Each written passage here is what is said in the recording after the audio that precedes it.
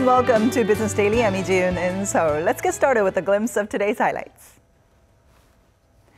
Following the bilateral summit with President Moon Jae-in, U.S. President Donald Trump slammed Korea for its trade practices, saying the Korea-U.S. FTA is, quote, not a great deal. So is the Korea-U.S. FTA about to be renegotiated. Korea's craft beer market has seen explosive growth recently, and we take a closer look at what's fueling the momentum. These stories and more coming right up.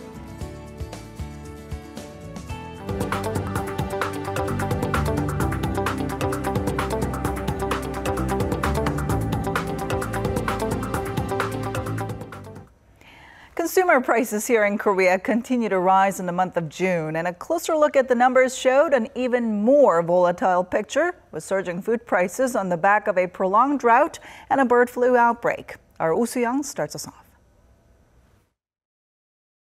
Korea's consumer prices in June rose 1.9% from the year before, according to data from Statistics Korea. Much of the inflation was attributed to spiking fresh food prices, which have continued to surge in the wake of a recent drought and an avian influenza outbreak. The price of eggs alone have jumped to almost 70% on year. Take this box of eggs, for example. It costs about $7 US.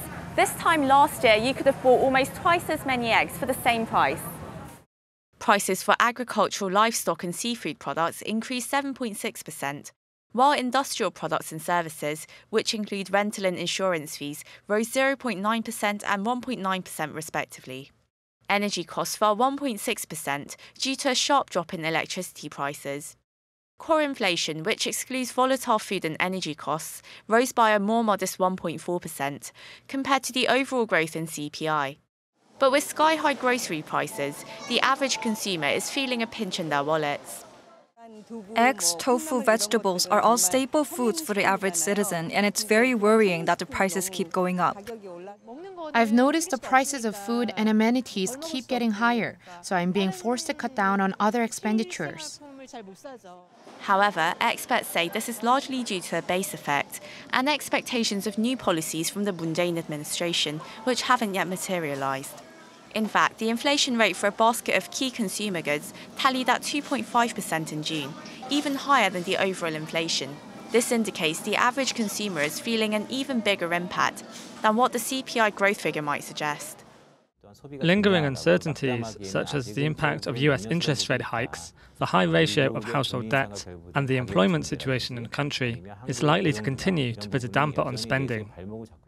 The expert said we need to wait and see whether there will be a significant recovery in consumption. But if the government's supplementary budget proposal to create 110,000 jobs is passed, bolstering income and employment stability, this could provide a much-needed boost to the domestic economy.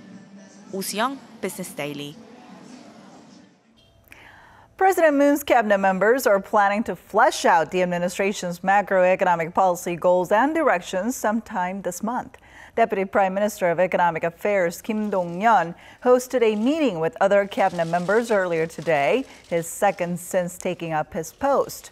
In attendance were Land Minister Kim Hyun-mi, Oceans Minister Kim Young-chun, and the Commissioner of the Fair Trade Commission, Kim Sang-jo. Deputy Prime Minister Kim, who doubles as the Finance Minister, called for a finance strategy meeting in mid-July before the new government's economic policies are announced to the public.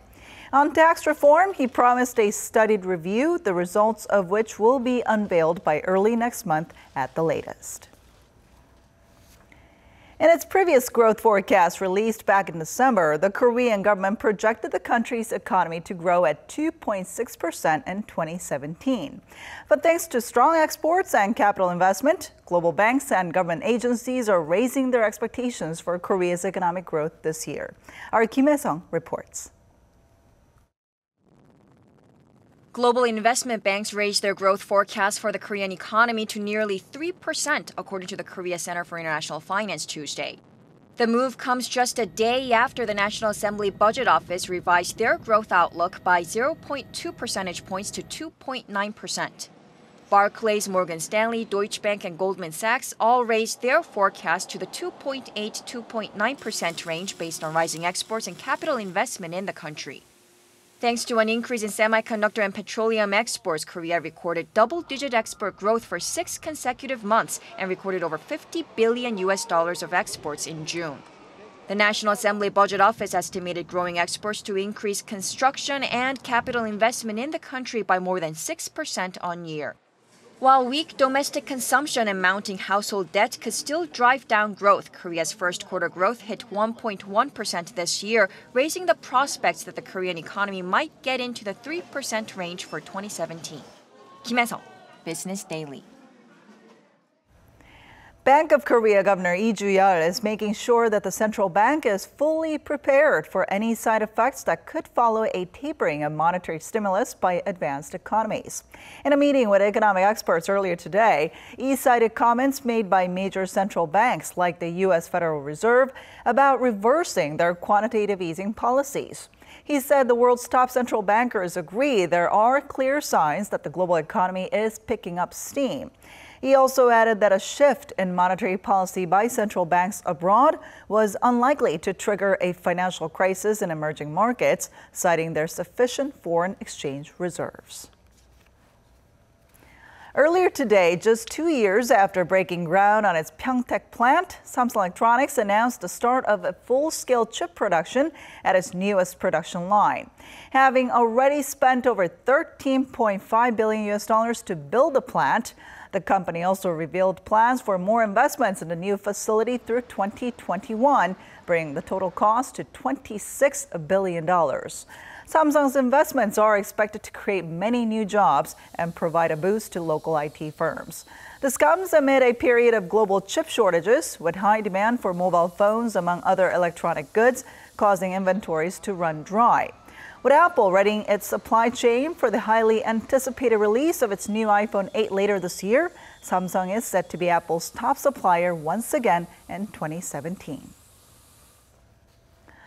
Is the Korea-U.S. FTA going back to the drawing board? With U.S. President Donald Trump singling out its trade pact with Korea and saying it is not a great deal for the United States, while citing trade imbalance between the two countries, eyes are on what changes may be made to the trade agreement. Take a look. During his joint press conference with President Moon Jae-in, President Donald Trump said Washington was renegotiating its trade deal with South Korea, saying he would not allow U.S. trade deficits to remain as they are. Our trade deficit with South Korea has increased by more than $11 billion. Not exactly a great deal. Trump also said that Korea must give U.S. automakers, quote, a fair shake to sell more cars in Korea, and that Korea should stop exporting dumped steel. President Moon was in damage control mode when asked about Trump's trade comments, saying they were, quote, outside what was agreed upon during their summit. The two countries did not agree to a renegotiation of the Korea-U.S. trade deal during the summit. So what's ahead for their 5-year-old trade deal between Korea and the U.S., and how should Korea prepare for potential changes to the deal?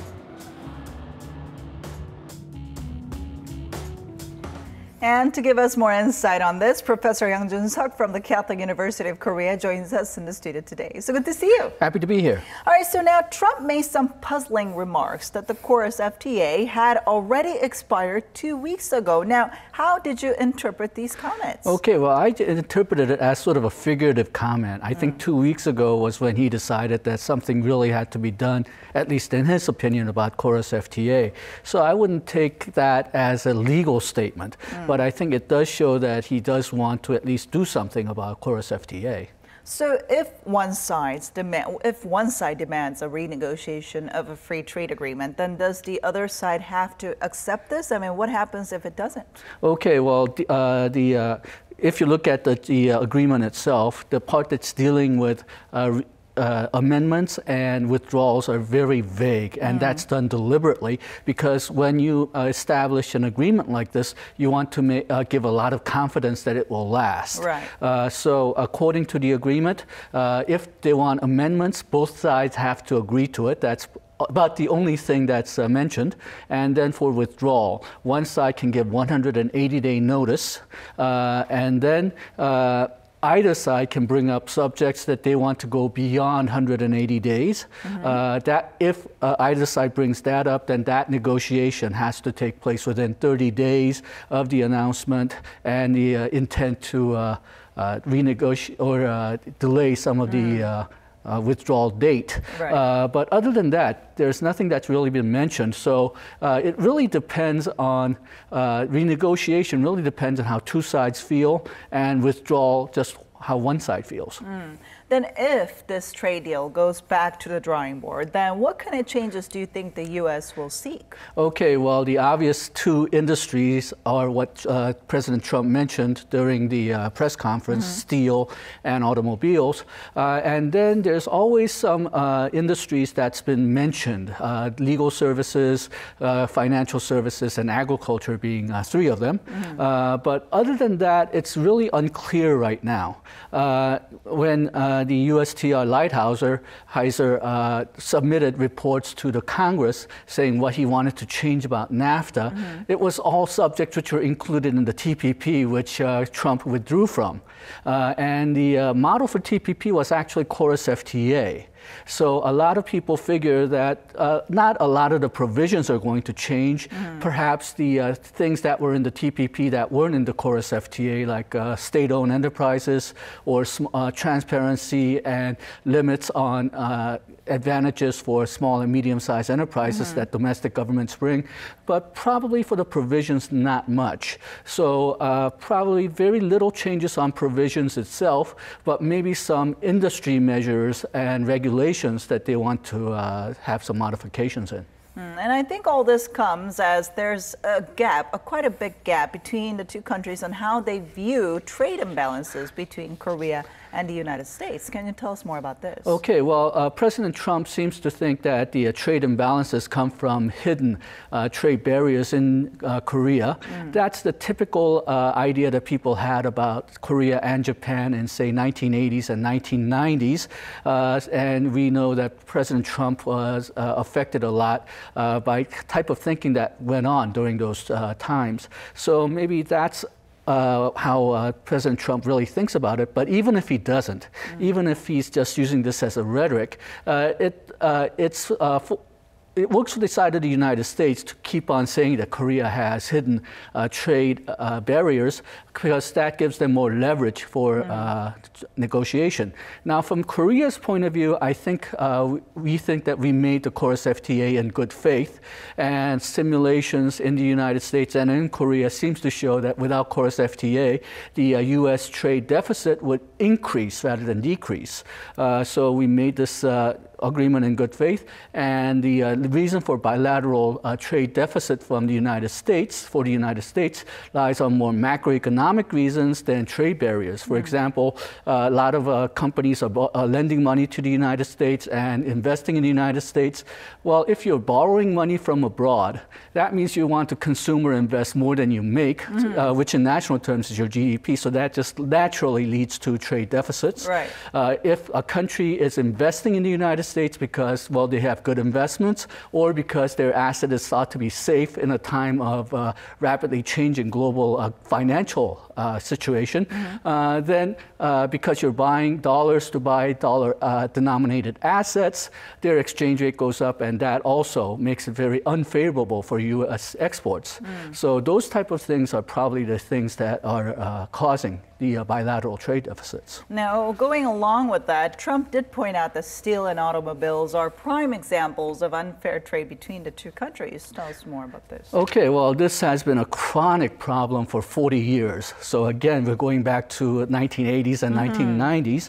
But if you look at the trade theory, comparative advantage, there's no reason to have balanced trade in each industry. Okay. So in the automobiles, because Hyundai has become such a good automaker, and because the U.S. market is so big compared to Korea, it may be natural for it to have a trade surplus with the United States.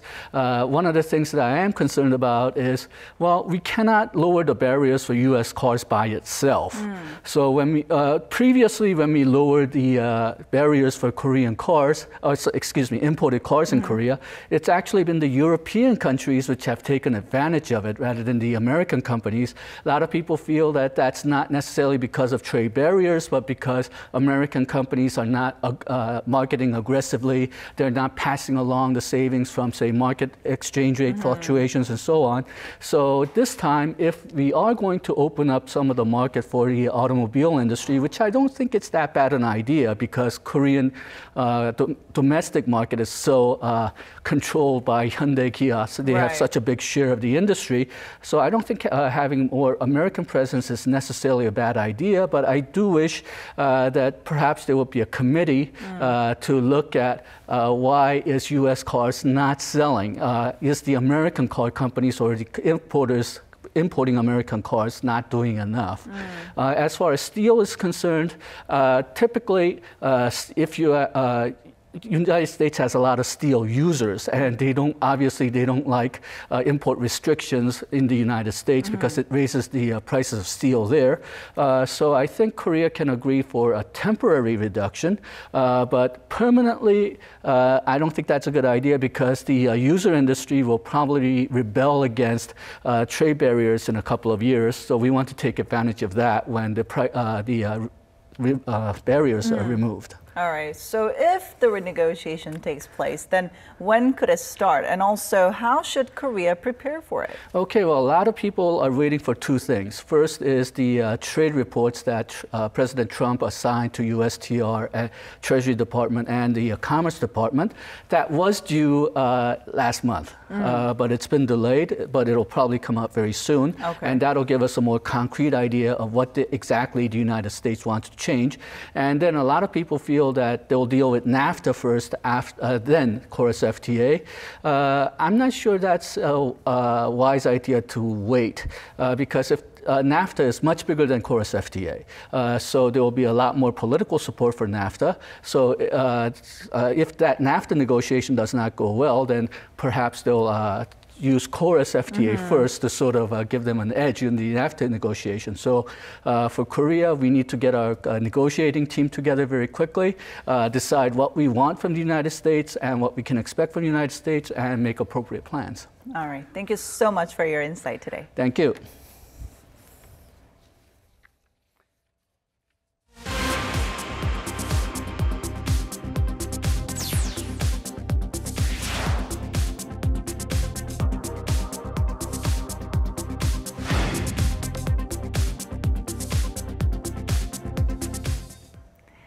Korean automakers are introducing new high-performance vehicles, which they say can compete with imports in performance, drivability, and comfort. Our Elliot Kim has more. Import cars have long dominated the high-performance segment of the domestic car market, but Korean manufacturers are looking to change that. Korean cars took to the famous Nürburgring circuit in Germany to test their performance, with Hyundai cars completing a 24-hour test period for driving performance. The Nürburgring has long been used as a trial track for car manufacturers around the world, although many consumers have adverse reactions to vehicles tuned specifically for the track. First of all, it's all about fun to drive. That's what it is about, and meeting customers and exceeding customers' expectations. Since Korean automakers were previously passive in developing performance vehicles, new challenges have arisen throughout the development process. Kia Motors recently launched its 365-horsepower Stinger sports sedan in Korea, with US and European shipments arriving in the fourth quarter. Despite sales having just begun in April, Kia has received 5,000 pre-orders and also has over 27 orders in its backlog. Korean carmakers hope to overcome benchmark import car manufacturers like Mercedes, which sold 2,000 performance cars last year and benefits from a lengthy market presence. Car manufacturers, both domestic and foreign, are also looking to capture the supercar market in Korea. There are many cars already available with top speeds higher than 190 miles per hour, faster than a KTX high-speed train. I think there's more room left and more potential to grow in Korea, because Korea still has not achieved the status of a very well-settled supercar market. With room for the market to grow, domestic automakers are lowering prices and increasing performance in hopes of capturing the audience in an era that has popularized high-performance cars. Elliot Kim, Business Daily. Now, beer is still the most consumed alcohol beverage here in Korea as sales continue to grow in recent years. And riding on this trend, more and more small-scale breweries in the country are stepping up their game to make more diverse and quality handcrafted beer. Our Lee Ju-young has the story. It's only 6:30 on a Thursday night, yet this pub, Amazing Brewing Company, is swarming with customers. That's because it has emerged as one of the hottest places for local consumers whose demand for craft beer has skyrocketed. I feel like I'm drinking real beer. It's softer to swallow, and I like the atmosphere of this pub. It's my first time trying craft beer. It's nice and has a fruity flavor. I like that there's so much diversity. Selling over 50 different varieties with about 20 developed with their own unique recipes, the beer joint says their vast selection of beverages is their main competitive advantage. They brew different flavors every morning at their very own microbrewery that's right next to the pub. Today's selection is called Jaeger Brown, an American-style brown ale. 보리의 고소함만 많이 살린 맥주라서 좀 호배 쓴맛 싫어하시는 분들 아니면 좀 인위적인 향 싫어하시는 분들이 좀 많이 찾으신다 그러더라고요. In fact, Amazing Brewing Company became so popular that it has already opened its 4th store in June since opening their first pub in April last year. We're making these beers with an artisan spirit. When it comes to craft beer, it requires originality, diversity, and craftsmanship to make it delicious. Our goal is to grow into one of Korea's leading beer companies that can compete with OB or Height in the future. According to the Korea Microbrewery Association, the company is just one of some 70 smaller breweries in Korea as of 2016, having expanded significantly from what was just one back in 2002. Domestic consumers are much more accepting of craft beer than before. Even though they're a lot more expensive than beers produced by large beverage firms, there is little resistance to price. Moreover, the Korean government is working to reduce taxes for these smaller breweries. I think in many facets, Korea's craft beer market will continue to increase. Korea's market for handcrafted brews is currently worth about $17.4 million. It's still quite small compared to the $4 billion beer market in Korea, but it's showing roughly a 100% growth annually. In 10 years, the country's craft beer market is projected to grow to be worth as much as $1.7 billion, propelled by active investments from global venture capitalist firms. Riding the high tide of Korea's booming craft beer market is another small brewer by the name of Bane Creek Brewing Company, located in Daecheon, Chungcheongbuk-do Province. Jumping into the scene after ending his 2-decade-long career as an IT specialist, CEO Hong Sung-tae says he saw a lot of potential in the market, which also led him to run the country's largest hop farm, covering an area of 20,000 square meters. Only he's in it together with the villagers.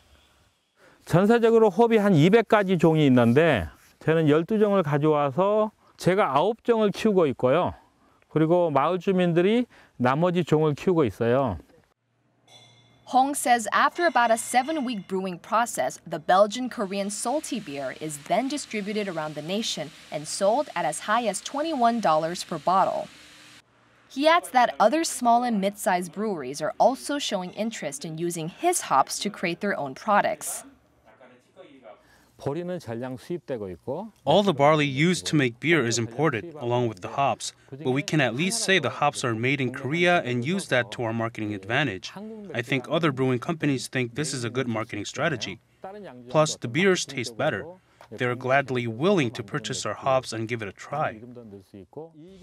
Outbound shipments of his handcrafted beer is also a major itinerary on his future plans.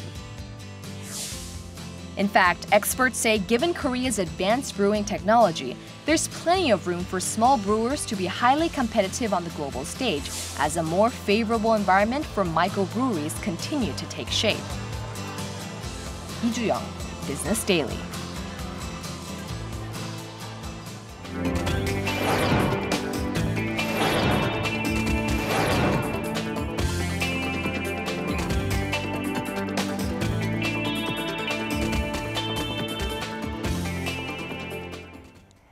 And that brings us to the end, but we'll be back tomorrow with more of the day's top business stories, so don't forget to tune in then. Thanks for watching, and see you soon.